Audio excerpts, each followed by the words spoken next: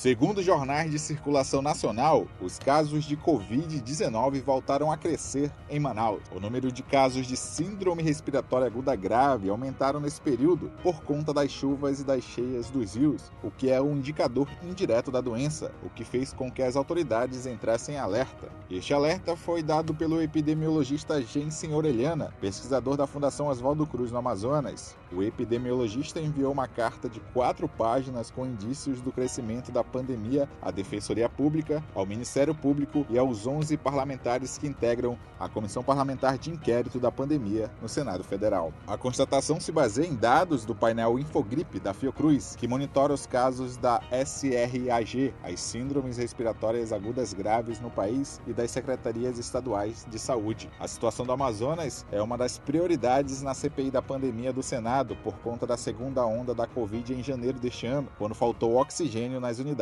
hospitalares. Segundo o epidemiologista, Manaus ainda não chegou à terceira onda da Covid, pois ainda não saiu nem da segunda. E nos últimos dias, a variante P1, a cepa identificada em Manaus que causou aumento de casos na segunda onda, voltou à cena com aumento no número de infectados e internações no estado. Na quinta-feira, o vice-governador do estado, Carlos Almeida, afirmou que o governador Wilson Lima adotou uma estratégia de imunidade de rebanho antes da segunda onda para que grande parte da população pegasse a doença para o estado atingir a imunidade.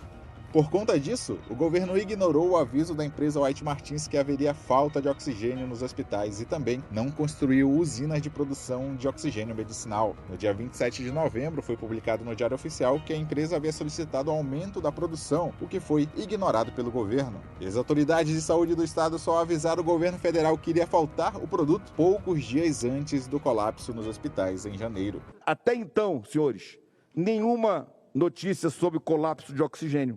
Nenhuma notícia por e-mail, WhatsApp, telefone, qualquer coisa. Não havia essa notícia. No dia 4 de janeiro começam as reuniões com o governador e prefeito. Relatórios apresentados. Nenhum relatório apresentado possibilidade ou indicação de colapso de oxigênio. Nenhum. Zero. No dia 6 de janeiro, retornou a equipe de Manaus. O governador estava aqui em Brasília. Pedi a ele uma reunião no ministério. Governador e seus secretários. Com todos os meus secretários e a equipe que foi a Manaus. Nada de colapso de oxigênio foi apresentado. Absolutamente nada. Dia 6 de janeiro. No dia 7 de janeiro, mandamos equipamentos solicitados na reunião do dia anterior, deslocamos técnicos da atenção primária. Por que nós verificamos que a atenção primária estava fraca? Até então, nenhuma menção sobre colapso de oxigênio. Zero. O secretário de saúde me ligou para o meu telefone particular, pediu se eu poderia ajudá-lo na transporte de oxigênio de Belém para Manaus. Imediatamente, eu liguei para o ministro da Defesa. Imediatamente, eu liguei para o general Teófilo e iniciou-se ali o deslocamento de uma aeronave C-130 para fazer o transporte. No dia 7 à noite, transportamos então no dia 8, 150 cilindros para Manaus. Até então, senhores, nenhuma ideia sobre colapso de oxigênio. No dia 8 de janeiro, reuni todos os meus secretários, ordem para todos os secretários embarcarem para Manaus imediatamente, comigo. No dia 9 de janeiro, relatório diário da Força Nacional do SUS, com dados do dia 8 de janeiro, entregue no dia 9 de janeiro, sábado, para o WhatsApp, para o meu COI, que estava funcionando. É citado na primeira parte, foi mudar, abre aspas, foi mudado o foco da reunião, vírgula, pois foi relatado um colapso dos hospitais e falta da rede de oxigênio. Existe um problema na rede de gás do município, vírgula, que prejudica a pressurização de oxigênio nos hospitais. Os fatos relatados, puros e secos, indicam deficiência na gestão dos hospitais por colapso e dificuldades técnicas em redes de gases. Em momento algum fala sobre falta de oxigênio, colapso de oxigênio ou previsão de falta de oxigênio. Nenhuma palavra sobre o assunto. Nem uma palavra. E pela falta de planejamento do governo, o estado foi atingido por uma nova cepa da Covid-19 e depois a nova variante se espalhou por todo o país. Segundo os estudos do pesquisador Jensen Orellana, o Amazonas teve uma redução de casos da cepa P1, que é a nova variante, e isso aconteceu no mês de março. Porém, no mês de abril, houve uma retomada que vem aumentando a cada semana. E os casos de síndromes respiratórias agudas graves voltaram a crescer também. São pacientes com febre, tosse ou dor de garganta, e a falta de ar ou saturação de oxigênio abaixo de 95%. Segundo o pesquisador, há todos os indícios da retomada da segunda onda no estado. Pico da doença, depois uma redução dos casos, seguido de uma estabilidade, e por fim, o novo crescimento da nova cepa. O pesquisador disse que o aumento de casos e internações começam a crescer antes do número de mortes. E o indicativo atual é que está crescendo o número de casos, e daqui a 20 dias o número de mortes deve aumentar. Para a Aureliana, a volta da segunda onda está relacionada à reabertura das atividades de forma precoce, ainda no mês de fevereiro. E por conta da vacinação dos idosos, o perfil de mortalidade deve ser alterado desta vez. Na última semana, segundo a Fiocruz, a taxa de ocupação das UTIs para a Covid estava em 63%, nível médio, mas a experiência mostra que o sistema hospitalar colapsa em poucos dias com escalada de casos.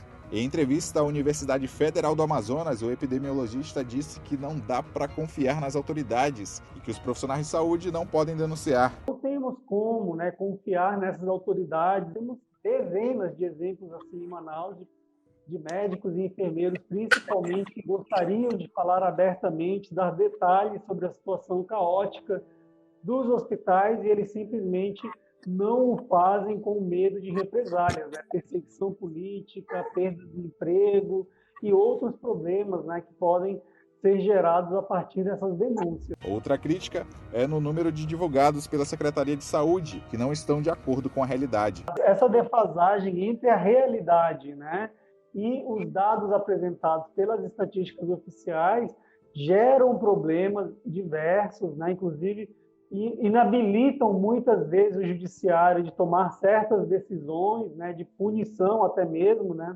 dos órgãos gestores, porque as estatísticas que aparecem são estatísticas que estão muito aquém da realidade, E quando eu olho outro tipo de dados, que seria o dado, por exemplo, de síndrome respiratória aguda grave, que é um dado do paciente grave, aquele paciente que adoece, por Covid-19 e que agrava, precisando muitas vezes de internação hospitalar, é um dado que nos dá uma ideia melhor do comportamento da epidemia. E esse dado sempre nos mostrou, com um certo grau de precisão,